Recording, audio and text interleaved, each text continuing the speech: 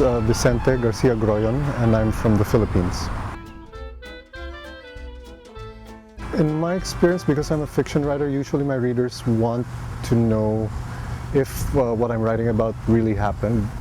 And a lot of the time they usually assume that it really happened, so I often have people thinking that I went through a lot of the things that my characters go through in my stories. And while a lot of my fiction is autobiographical, there's not necessarily a one-to-one correspondence between what happens in my life and what happens in my fiction.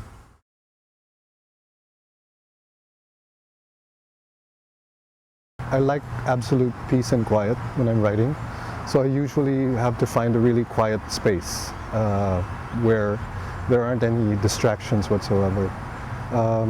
I usually write better in places that aren't pretty, because if the place is just too beautiful, I'm not going to write anymore. I'm just going to wander around and enjoy the place. For example, I once went on a writing grant on one of the islands in the Philippines. And it was a beautiful island. It had a nice beach. I was living in a very nice cottage on the beach itself, just a few steps away from the water.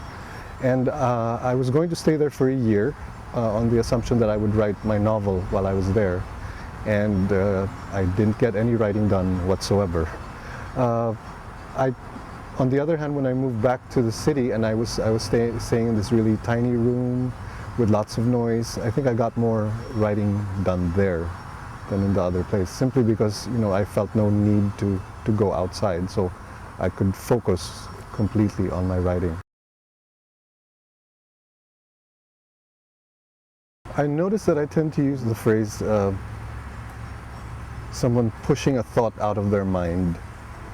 That's become a real cliche in my writing, and I didn't realize it until recently when I reread some of the work that I've done, and I got really embarrassed about it because it just kept popping up over and over again. So I think that's something that you're never going to see again in any of my writing.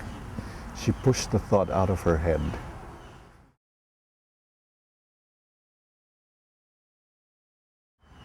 Well, I wouldn't go so far to say spiritual. I mean, I'm very uncomfortable equating it with that, but I would say that for me at least, writing is a lot like meditation, in that it concentrates all of my attention onto a certain thing, and it's a very nice way. It's a very helpful way of clearing your mind and thinking your way through.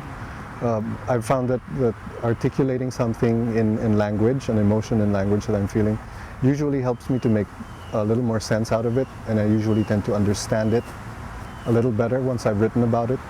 But I wouldn't go so far to say to say that it's something particularly spiritual.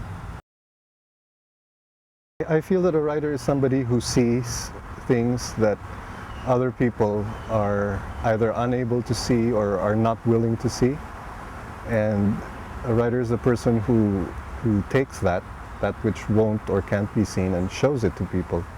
I think that really is the main function of a writer.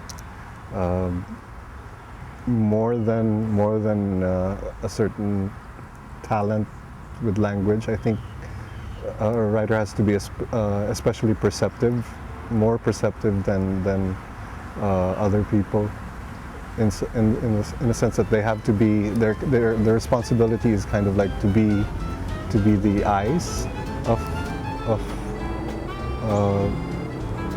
their peers.